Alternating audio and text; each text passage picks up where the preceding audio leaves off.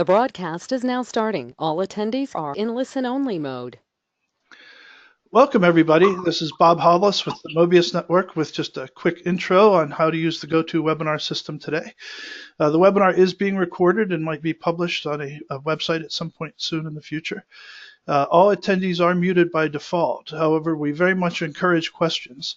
So if you have a question to submit, submit it as you think about it throughout the webinar so that you don't forget about it, and then we'll cover those at the end of the webinar. If by chance we don't have enough time because we really have a lot of people on today, we will get back to people individually after the webinar. All questions are documented, so we'll have those to refer back to. If there's something going on with your audio, you can check on Citrix Online or just raise your hand here with this little option, and one of us will try to get back to you, though if we're focused on the webinar, it might not be as quickly as we'd like to, but we'll keep an eye on that.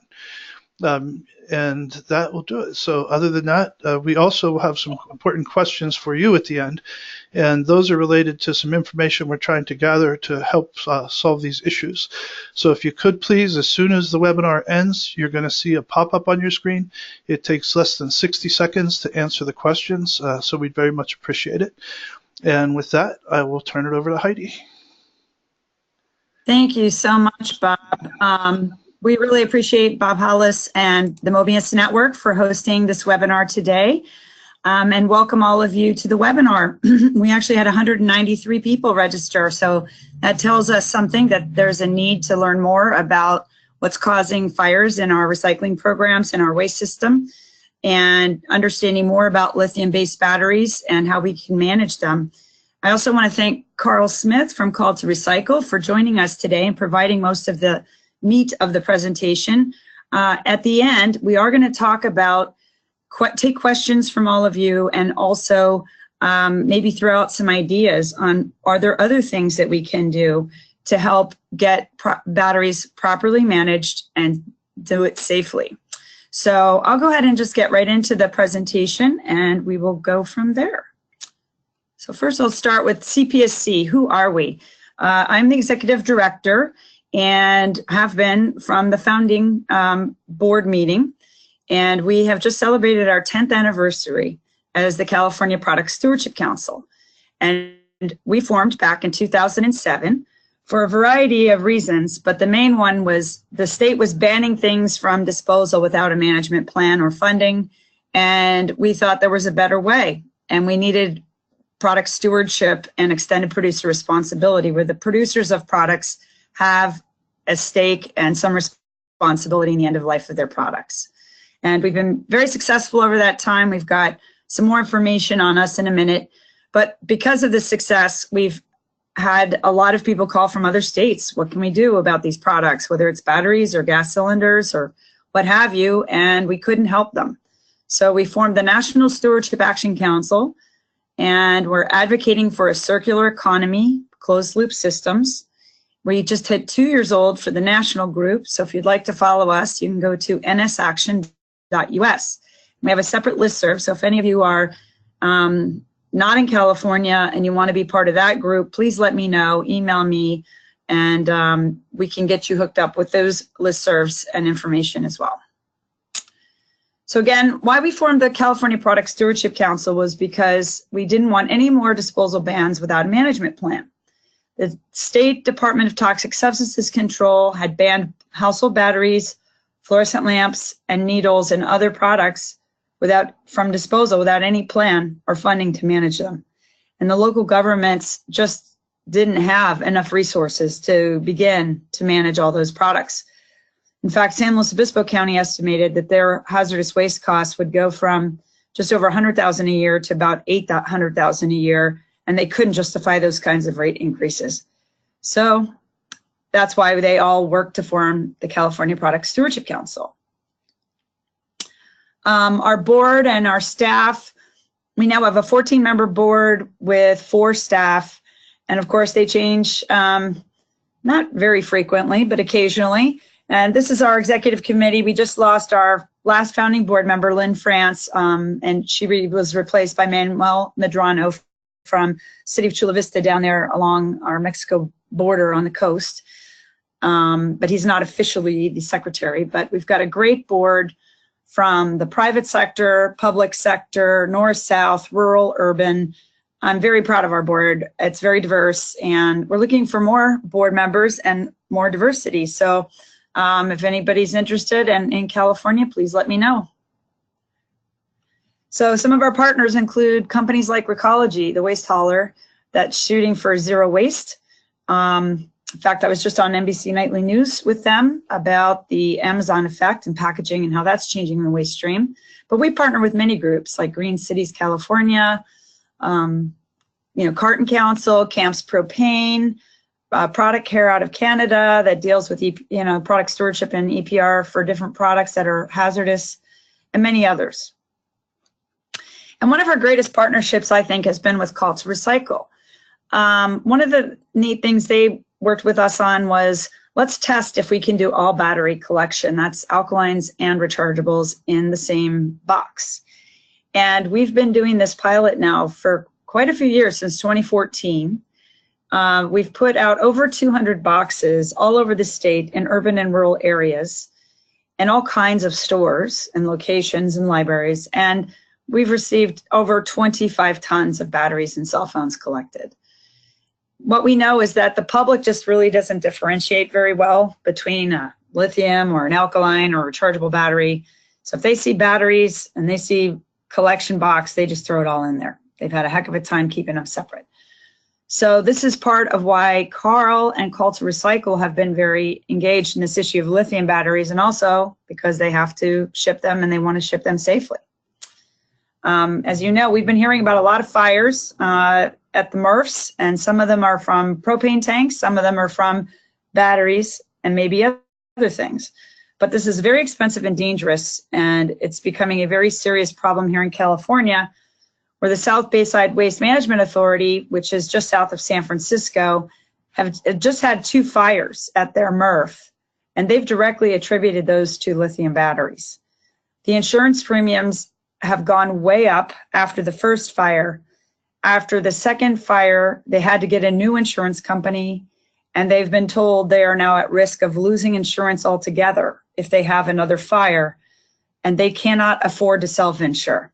So this is becoming a very critical problem for our industry, and I'm sure we're not alone, which is why so many people are on this call. So with that, I'm going to turn it over to Carl Smith and thank him again for joining us. He's the CEO and president of Call to Recycle, leading the charge for recycling of batteries and one of the oldest stewardship programs in the country. So Carl, turn it over to you.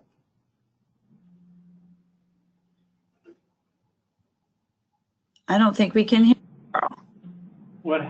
What happened? There you are. Now I can hear you. You can also use mine and just say next, however you would like to do it. Carl's pulling up the slide deck. Yeah, it was up. I lost it. Can I use yours, please? Of course. Just tell me when you would like me to change. Okay. Well, there's yours. I don't know what happened, but here we go. Thanks to Heidi and the California Product Stewardship Council for sponsoring this webinar. They're dedicated to providing value to the membership, and this is just one example of that. Used batteries are in our waste stream, whether they're from landfills, recycling containers, MRFs, or desk drawers. This webinar is dedicated to providing you guidance on how to handle them. It's impossible to ensure that this guidance will be comprehensive. However, I hope you'll find sufficient content in this to help you in managing batteries. This is not a commercial for the Call to Recycle program, although we're going to talk about it. This is intended to provide you general information no matter how you handle batteries. At the same time, I want to at least give you some idea of what we're up against, and hopefully you'll find value in that. I also want to reiterate that we're not industry. We're not representing industry per se, so it's not here's industry's view on something, particularly public policy. We're dedicated to collecting batteries as safely as we can, as many as we can, and that's the spirit in which we're presenting this to you. The issues surrounding battery safety abound. Batteries of all types under many, many circumstances are affecting many parties. You see about a train in Houston exploding, a recycling plant going up, TV remotes causing batteries. This slide is a collage of unrelated battery pictures and headlines that have been in the news, and it was very easy to find them, and there were literally dozens of more of them out there. And all of us know someone or some place that has had an incident like this to discuss. So what are we going to discuss today? I want to provide some insight into specifically lithium-based batteries, their markets, their characteristics.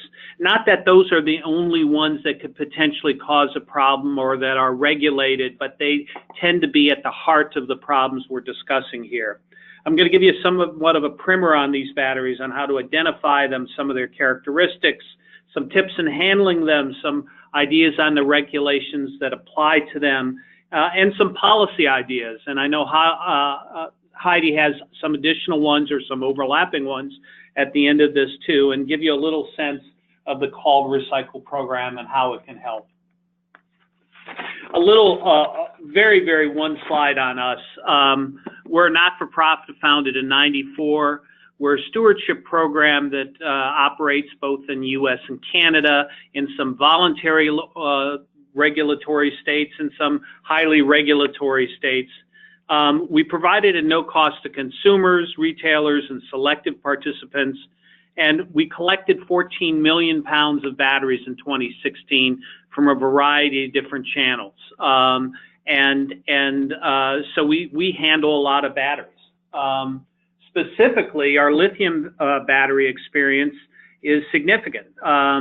We have sent out approximately 5 million boxes to collection sites to send us back batteries, and untold numbers of drums and gaylords.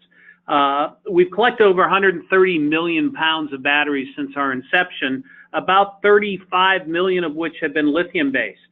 And that has come from 30,000 different collection sites. Since the beginning of 2016, our lithium-based batteries have been transported for processing around the world. And unfortunately, there is no current lithium-ion battery processor based in the U.S. There are people who accept them in the U.S. Well, last year we sent most of our batteries ultimately to Korea, and the longer you've got to ship something that is inherently risky, the more issues you may have with it. And we have had more safety incidents in the last year than over the last 23 years combined. So even folks who are, shall we say, well informed on the issue are seeing a significant increase. Lithium-based batteries come in incredible number of shapes and sizes and form factors, and they're in a variety of different products. They're hard to identify, they can be very hazardous, and their sales are going up significantly every year. They have become to dominate the battery marketplace, taking over from what nickel-cadmium batteries used to provide, what nickel metal hydride batteries used to provide. It is allowing products that heretofore had been fixed products or used some other form of power to make them mobile. An example is yard equipment. 10 years ago, you would have never seen a lawnmower that used a lithium-ion battery, and now you're seeing all sorts of power equipment, outside power equipment using them every time. Now, so how big is this issue? Well, 5.6 billion cells is a very big number. But it's hard to put that in perspective. Instead, I try to use this chart from The Economist that looks at manufacturing capacity. That is, how much is being produced in terms of gigawatt hours from the major manufacturers of lithium-ion batteries. And you look at how Panasonic is going up 5 times manufacturing capacity in just 3 years. The major Chinese manufacturer over 10 times. That the manufacturing capacity, not in terms of units, but in terms of sheer power, is going up. And if you look at the far right, it's even reinforced more by the fact of not only that power is going up, but the cost per power is going way, way down. And these batteries are going to dominate our existence over the next generation or so. While they're not the only ones that could potentially cause problems, lithium-based batteries, as I said, tend to be at the heart of the issues. And there are two major categories of lithium-based batteries. One is a primary or single-use battery called lithium primary or lithium metal. The second is an umbrella called lithium ion. But within those umbrellas, there are many subchemistries with many very distinct characteristics used in very widespread applications. And I've given some of them here to give you a sense of it. A lithium primary battery typically resembles what you'd see as an alkaline AA, AAA battery. They also come in buttons and other types and shapes and sizes. The lithium ion batteries tend to be constructed into packs, whether they be for power tools or laptops or other types of things. Again, what they burn at and how hot they get and their voltage is all across the board. And this is just some indication of the various types of lithium-based batteries. And I don't expect you to, because I don't have it memorized, all these here, but it gives you a sense that it's not just one battery. So how can you identify this? Let's start with lithium primary. They typically come in these general sizes, 9-volt AA, AAA, etc. And I've given you examples of each there. If they're typically, but not always, marked by the words lithium or lithium cells, or CR with 3 digits after it, like the ones on the left. These are all lithium primary cells. Okay. Lithium ion rechargeable cells, they may actually say rechargeable on them, or they'll say Li-ion or LiPo or LIR if it's a button cell with 4 digits, or they just may have a seal on it, like the seals that are on the far right, including our seals, which are the two ones that say recycle on it, or it may not. We still see batteries in the marketplace that are not clearly marked. And those are some of the most worrisome, is because you don't know how to handle them correctly just by the indications there. Some additional steps that we talk about generally with batteries. You never use except the manufacturer's prescribed battery in each device, because that tends to be cause shorts, cause fires, cause a problem. You don't try to recharge a non-rechargeable battery. If you have used batteries, try to store them in a cool, dry place and not have them exposed to the weather, which tends to cause the problems with it. If you do get a fire, the easiest thing to do is to put lots and lots and then more lots of water on them. Drench them and drench them some more in water. And here are the specific emergency response guidances that are put out on how to handle them when you get an emergency with them. And one of the issues that recyclers have, waste haulers have, other people have, is one of the things that it will surely cause incidents is when you try to shred a lithium-based battery. That's typically part of what e-waste recyclers often do. You see that sometimes in sorting or recycling locations. Shredding a battery is a surefire way to create a fire. There's also a category of lithium-based batteries that the U.S. Department of Transportation is called DDR, or damaged, defective, and recalled battery. These are ones that show some swelling, some smoking, have shown some heating. They're not allowed in the typical boxes and containers that you see in the marketplace for recycling batteries, because they've been clearly deemed to be particularly dangerous for shipment.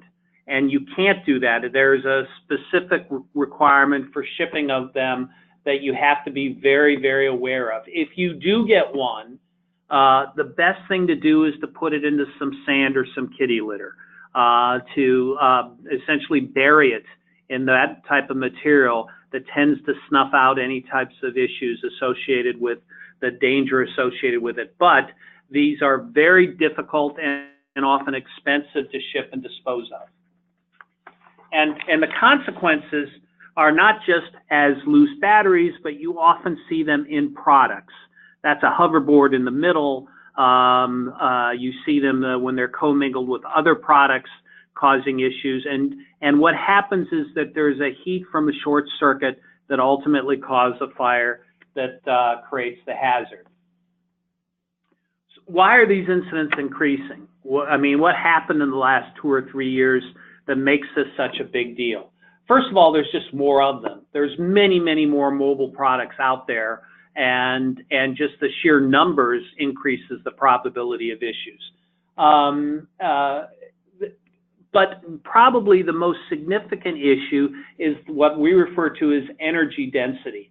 The power of each of these batteries per gram or per weight has gone up significantly. If you look at your iPhone, for instance, or a similar type of product, it's a relatively small battery creating a tremendous amount of power. And that creates this an energy density situation that when you do have a problem, it becomes a significant problem. And because they're relatively expensive and valuable in the market, there's been a big surge in counterfeit batteries. And those counterfeit batteries tend to even be more prone to the types of short circuits and hazards that we're seeing in the marketplace. And finally, some of it has to be attributed to the design of products.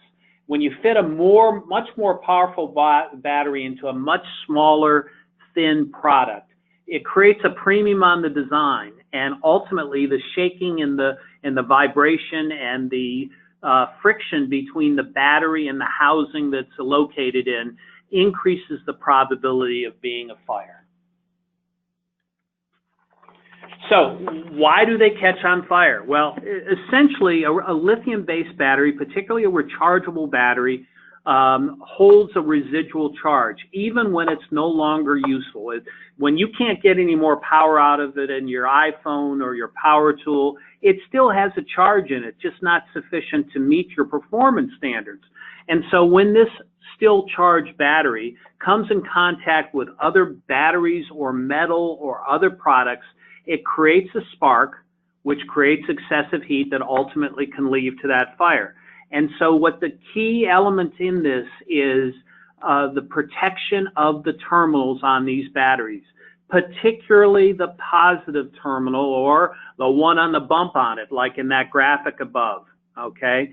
It's the exposure of that positive terminal rubbing into other things that tends to cause the unexpected problems. Now, obviously, if you shred it, that also causes problem, but just sitting by itself, it's that positive terminal. So here are some of our policies on it. We must individually bag or tape all batteries. As Heidi mentioned, people can't distinguish one type of battery from another. So we have tried to get everybody to, if you have any doubt or if you're not an expert on this, just separately bag and tape everything. When we mean tape, that means cover the positive end terminal of those batteries. And we are currently in the process of suspending collection sites that don't follow rules on properly taping them per the US DOT's guidance on that. And we also have had to be very diligent on what we call DDR batteries. And regardless of the frequency that you see this, global rules, UN requirements say that you can't ship anything beyond 30 kilos in one single container without it being fully regulated as Class 9 hazardous materials. We also receive not just boxes, but obviously a lot of drums, and in order to ensure the safety of that, we always insist on UN-rated steel drums with a plastic line or a polyethylene drum. And again, these must also be stored in a cool, dry place. So we started, beginning of this year, what we call our Charge Up Safety campaign. And there are 4 objectives of our campaign to try to address the safety issues. First of all, as employees, we've got to become experts. Second, we have to improve the performance of all of our partners. That includes collection site sorters, transporters, and others who touch these batteries, and I'll get into a little bit through this. Well, part central to all of our campaign is to use education, is to educate is the only way to make something happen, and to engage stakeholders, not just the people who directly touch them, but key influencers and opinion leaders who can have some sort of say and influence over the general understanding and awareness of these issues in the marketplace. So we have 8 major initiatives that are going on now. I'm going to talk just about a couple of these here that should be relevant. Number 4, site training. If you generate a box into our program, it is mandatory that you successfully complete a training module by December 1 to continue to participate in our program. That training is very straightforward, but we have to ensure, based on turnover, based on everything else, that every one of our collection sites that generates a box understand what's involved in properly handling, managing, and shipping these. We also created an incredible amount of communication and education materials that are available, and I'll show you where you can get those if you want more information. And I want to talk specifically about number 7. We will, in the next several weeks, be introducing a fire retardant box liner to our boxes. It is made out of old plastic bottles into a polyester liner that is recyclable.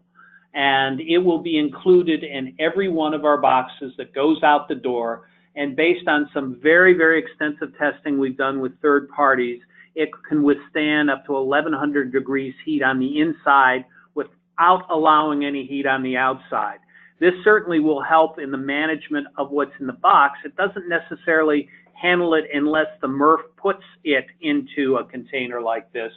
And we plan to reuse these liners too. Even though they're recyclable, we hope to continue to keep each one in circulation many, many times over.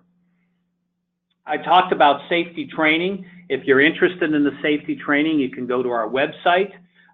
We also are speaking to lots of organizations like this about safety and are trying to get across multiple industries, including the waste and recycling industry, providing education materials and a greater awareness of what we need to do in the marketplace.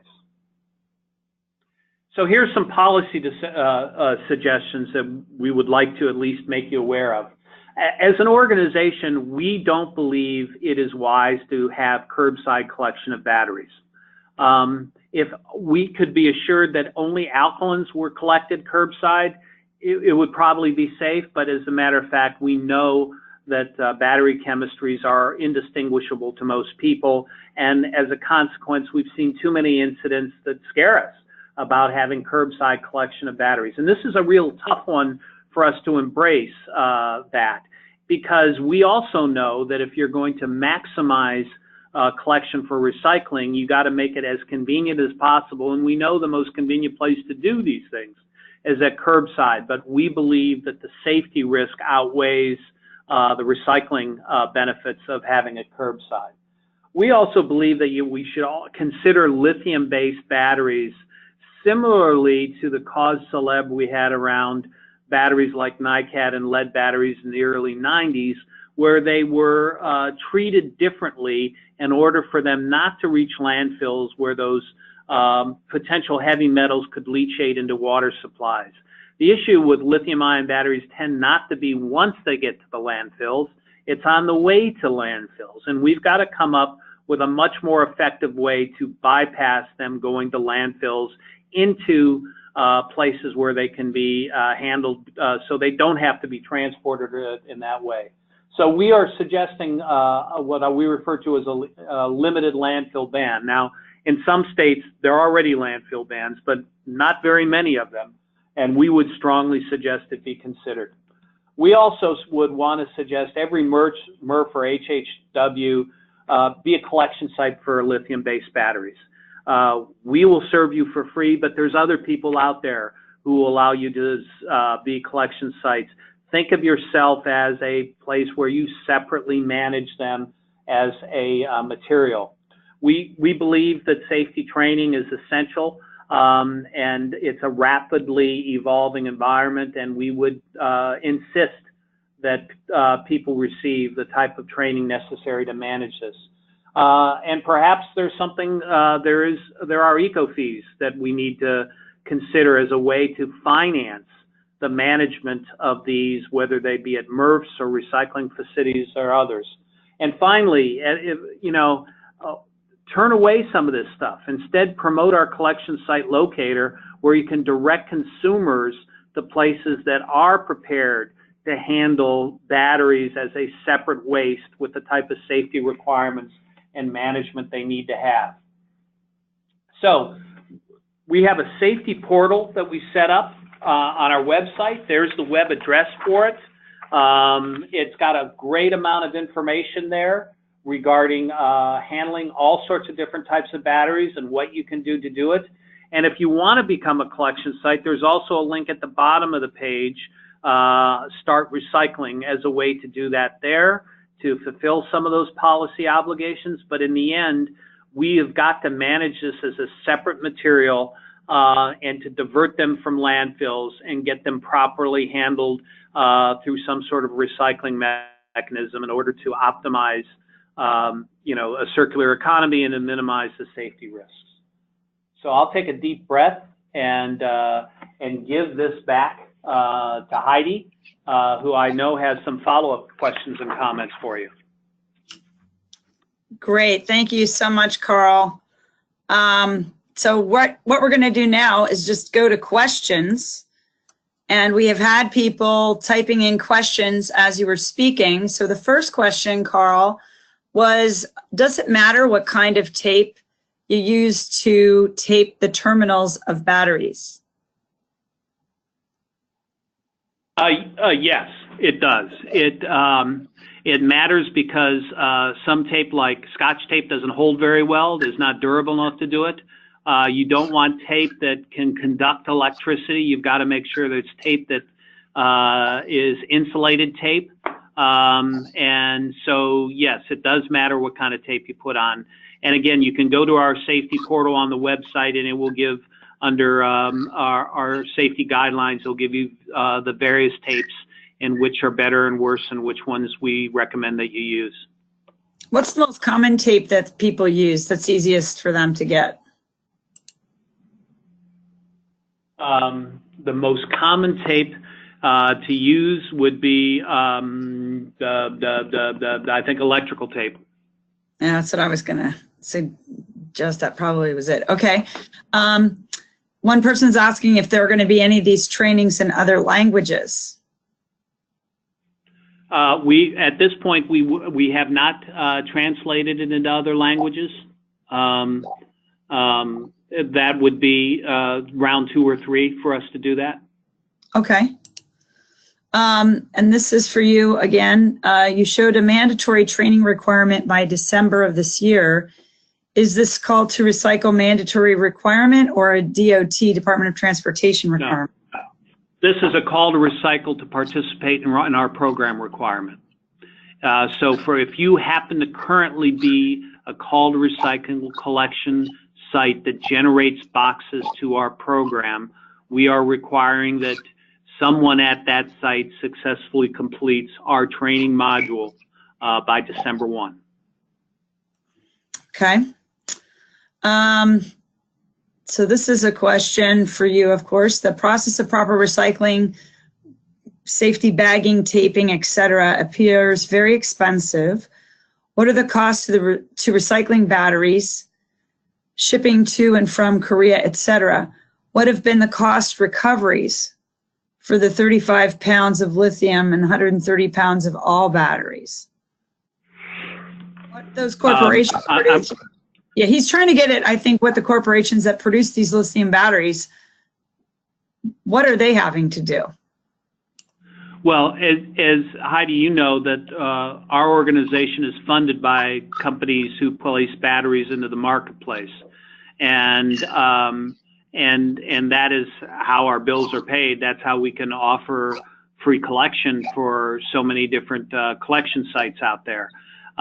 It costs us, I'm going to use some very average numbers across, without specific to one geography or one chemistry, about $1.50 a pound to collect batteries. So our average cost per pound to collect is $1.50. And for last audited financial results, those who put batteries in the marketplace paid $20 million to us to be able to handle their responsibility for end-of-life disposal of those batteries through some recycling effort. And the next question, which of course would be my question as well, is does Call to Recycle support EPR for batteries? Well, we are essentially an EPR program, so it would be like cutting your hand off to say we don't support it. We don't generally, though, get out and lobby for legislative changes, though.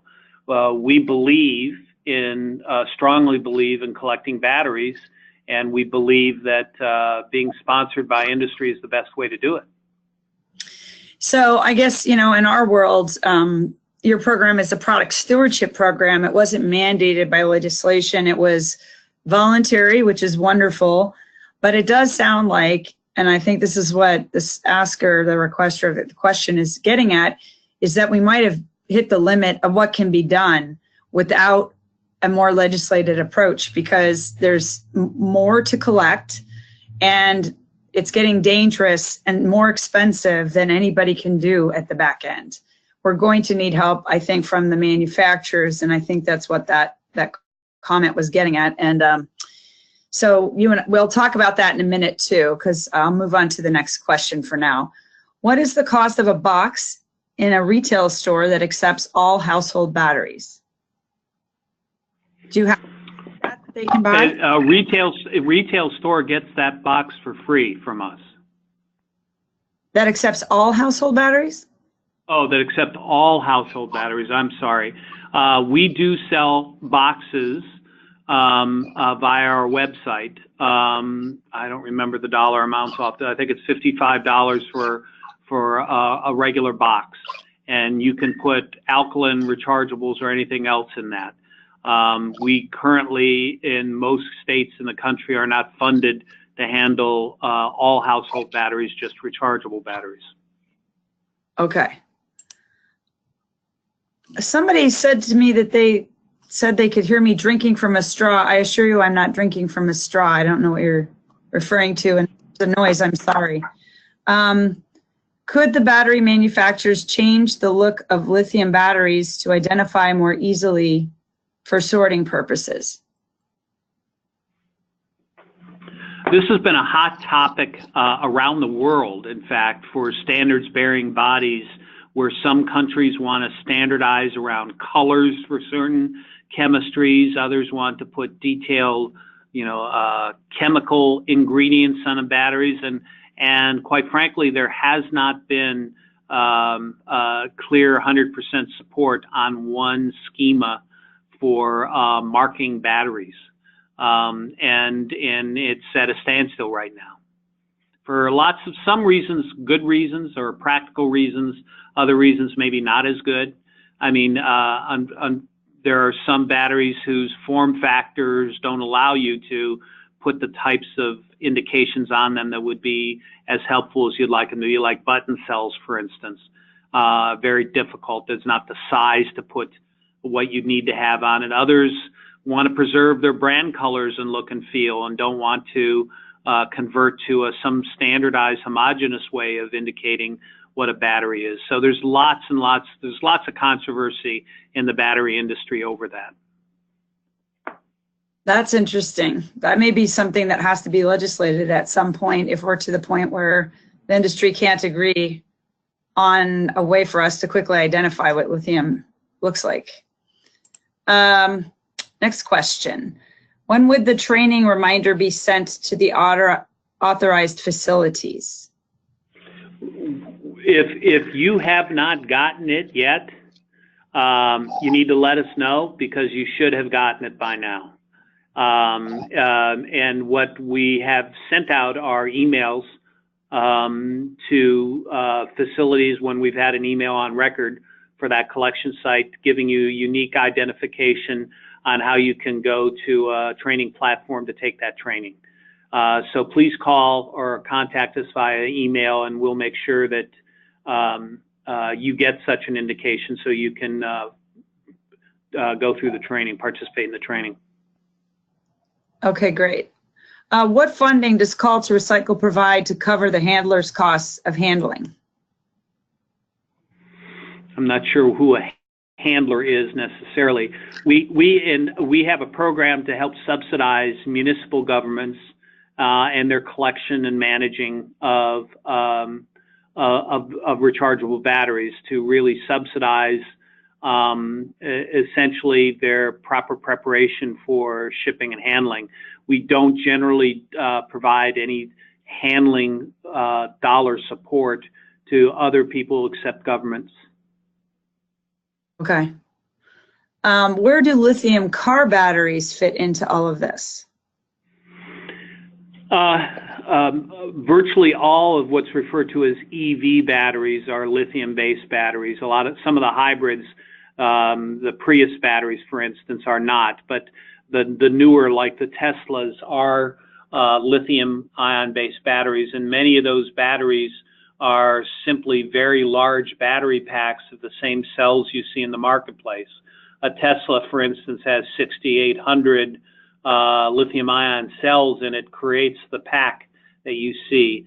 When they are configured in that way, there's a great deal of electronics and sophistication that prevents short circuiting.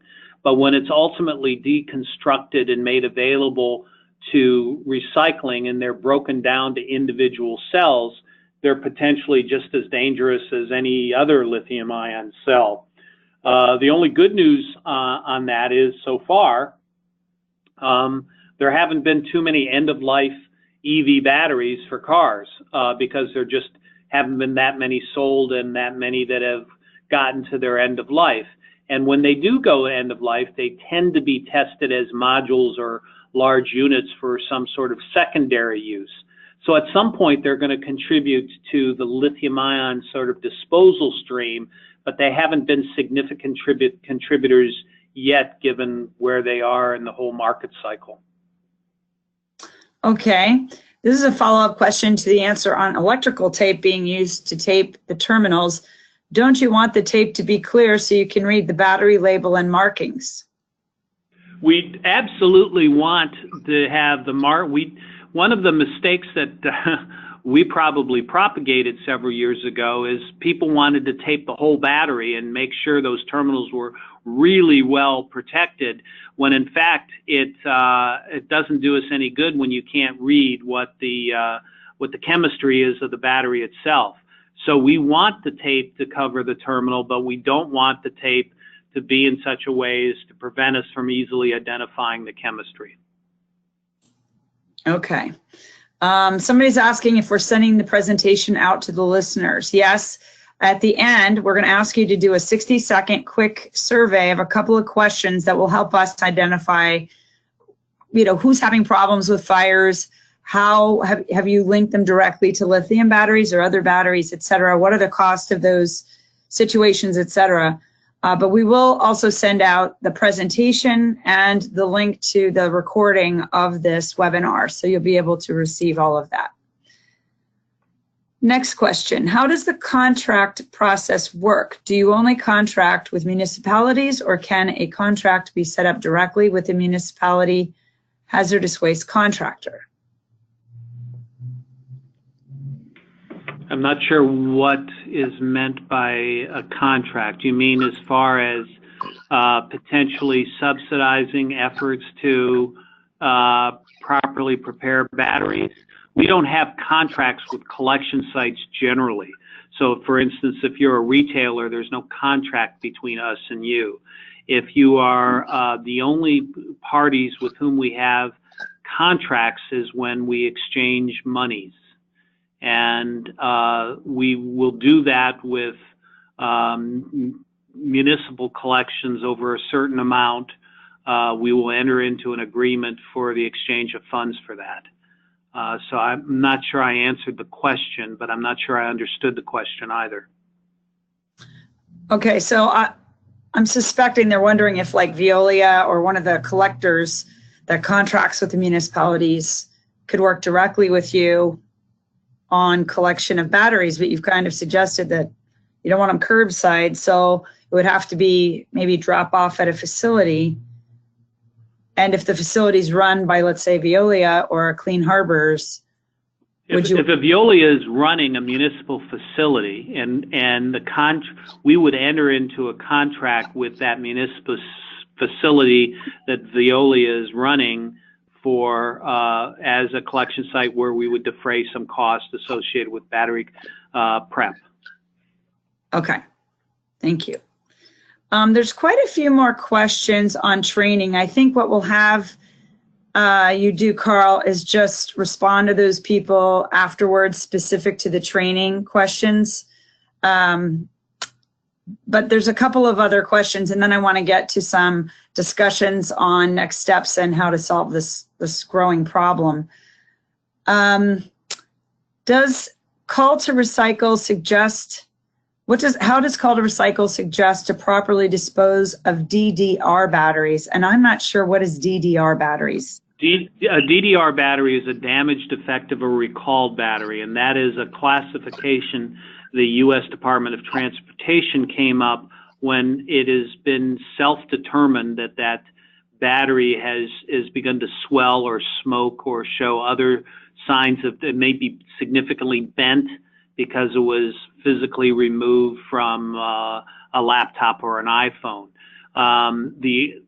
Unfortunately, the only way to properly recycle, to send those to recycling, is to order a specialty kit, which we make available, but it's not cheap because it has to go through some very extensive packaging in order to and protection in order to make sure it doesn't catch fire. But we would glad to sell someone that, but it's an extraordinary circumstance that we tend to avoid, but we do see them, unfortunately, very frequently. And we have had to respond to particularly manufacturer recalls of batteries that have been deemed to be what we refer to as DDR batteries. Now, they can be recycled once they get to the proper location, but again, it's the safe shipping of them that requires special packaging according to the USDOT. Okay, great. Thanks, Carl. I'm going to change to make me the presenter here real quickly and just go over, there are more questions, but I want to make sure we cover these policy discussions too, because, from what you've said, we've got a pretty significant problem here where we've got more and more lithium batteries coming to the market. Now we've got counterfeit batteries, which are probably even more dangerous. And so what are the options to solve the problem of the fires from these batteries? And of course, we can always do nothing and just hope that this is going to get better. But from the statistics you provided, it's not going to get better. It's going to get worse. There are more products with the lithium batteries in them. They're getting smaller. And as you said, those cause those batteries to potentially rub and cause fires. And there's more and more sold. So that is one option, is just hope for the better, even though it looks like from the data we've seen that it's definitely not going to get better unless we do something. And then there's, of course, the trainings that Call to Recycle is offering, which is wonderful, and trying to educate people as best we can in the industry to prevent fires. But of course, we would suggest that there may be other things that need to be done, because on a voluntary basis, it seems like the industry has gone as far as it is willing to go. We had legislation here in California for years on battery collection just for household generated, and that was really before the surge of lithium batteries came to market, which have made it even more dangerous to collect and to process and to manage and ship. So that's something that could be considered, and wondering if we can find willing partners to work on legislation that would work for the whole, product stream But if not, you know, and sometimes you can do it with industry support to get legislation for producer pays and help with these programs. But I can tell you that under the Alameda court case on drug take back, it was litigated to the U.S. Supreme Court that if a local government feels that they have to protect public health and safety, they can implement local EPR ordinances for those products. And batteries, in particularly these lithiums where there's fires that are being documented, I think absolutely fit into that category safely. So pure EPR options are always an option for legislation at the local or the state or even the federal level. Requiring take back, retail take back, is also an option. That's been done in San Luis Obispo and some other locations for batteries. But, you know, now that we've got lithiums, we have to be careful on how they're handled and shipped. As you said, there's a special box now and a liner for the box to protect from fires. You can design your own collection program and then ask for the industry to help with reimbursement. Or if you can truly identify that batteries are starting fires, maybe you can send them the bill. You know, what are they doing to help stop these fires? And then there's always the visible fee that can be, I think Carl brought up the eco fee to pay for collection, fires, what have you, especially in some places like San Mateo, where actually I designed that curbside battery program when I was a consultant back 12, 15 years ago. It was working really well. The public loved it, but now it's unfortunate that they can't continue. So we have to find a better way and a way to fund it. But I'm very interested in hearing from the people on the phone. Do you have other ideas? Which of these ideas do you think are good or viable? Also, Carl raised the issue of landfill bans, but we have a landfill ban in California. And as I said, that's exactly why we formed the California Product Stewardship Council, is because of this disposal ban without a plan. And as you can tell, it hasn't stopped anything. We still throw away way too many batteries. We're still having fires. We still don't have a majority of batteries being collected and processed. So that's obviously not going to be enough. But I also was interested in hearing that the battery markings could be a lot better. And maybe that's another thing that could be done from a state or a federal level if the industry cannot agree by itself, that maybe there is a mandate on color coding some of these batteries so we can quickly identify which need to be handled more carefully. But I'm very interested in the audience questions or comments on this section. So if you have any ideas or thoughts on legislation or other mandated ways to deal with this problem, I'd be very interested in seeing those questions. So I'm starting to see more now. Let's see. We have one that says, we passed AB 1125 in California in 2006, the Rechargeable Recycling Battery Act. Can we amend that law at this time to create a better program for California? And I can say to that question, of course, any bill could have a cleanup bill, certainly an option. It's obviously better if we can get the industry groups to work with us to come up with a solution that they can live with so we don't end up fighting. But that's not always the case. So, or we can get sometimes some of the industry to agree to a change and others in the industry don't, which is what just happened with the carpet bill. And that is now on the governor's desk, even though large companies like Shaw and Mohawk opposed it. We had other companies like Interface and Target support it. So that's certainly something that could be looked at for California. Let me see if there's other comments here.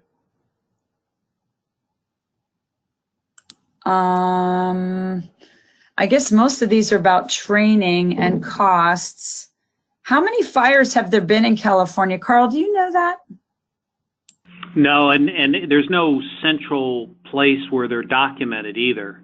So they're it's all anecdotal evidence, unfortunately. We know there's been a lot nationwide. I know the National Waste and Recycling Association did a survey that said that there were some 200 fires over the year and a half that MRFs had, but again, that's just one element of what might be involved.